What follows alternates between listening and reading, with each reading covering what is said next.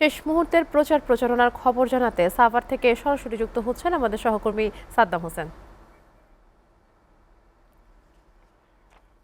সাদ্দাম, নির্বাচনকে ঘিরে আজকেই শেষ দিনের মতো চলছে প্রচারণা এবং বিভিন্ন দলের প্রার্থীরা কি ধরনের কর্মসূচি রাখছেন আজকে শেষ দিন উপলক্ষে, এবং আইনশৃঙ্খলা বাহিনী তো গতকালকে থেকে আসলে মাঠে কাজ করা শুরু করেছে, এবং সবকিছুর ব্যাপারে আপনার কাছে বিস্তারিত কি তথ্য আছে আমাদেরকে জানাবেন।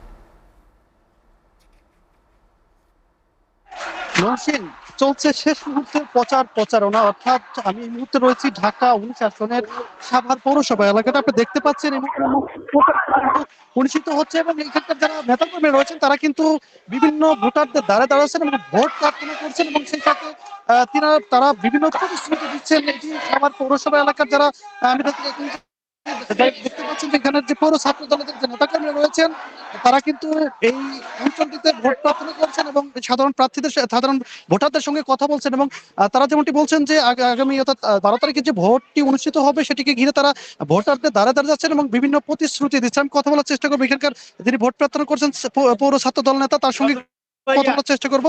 আপনারা তো ভোটারদের দ্বারে দ্বারে যাচ্ছেন, কেমন সাড়া পাচ্ছেন সাধারণ ভোটারদের?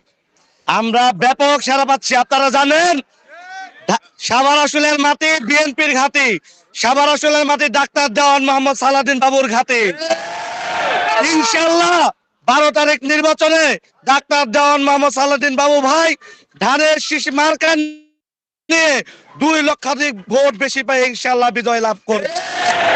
সেই সাধারণ ভোটাররা কি বলছেন আপনাদের? সাধারণ ভোটাররা আমাদের আশ্বাস দিচ্ছেন, তারা অতীত আমাদের দেখেছেন, আমরা ক্ষমতায় ছিলাম, তারা তারেক রহমানের নেতৃত্ব পছন্দ করে, তারা তারেক রহমানের নেতৃত্ব চায়। আগামীতে তারা তারেক রহমানের নেতৃত্বে একটি গণতান্ত্রিক বাংলাদেশ তারা উপহার চায়।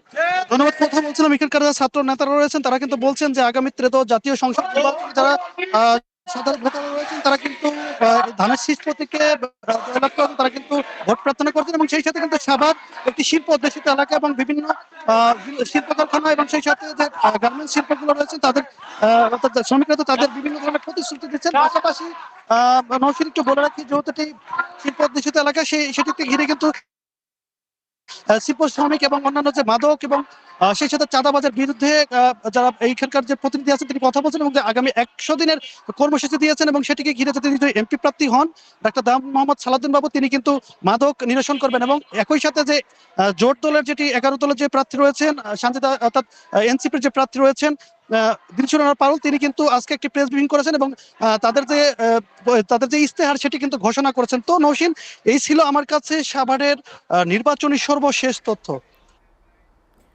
সাদ্দাম, আপনাকে ধন্যবাদ।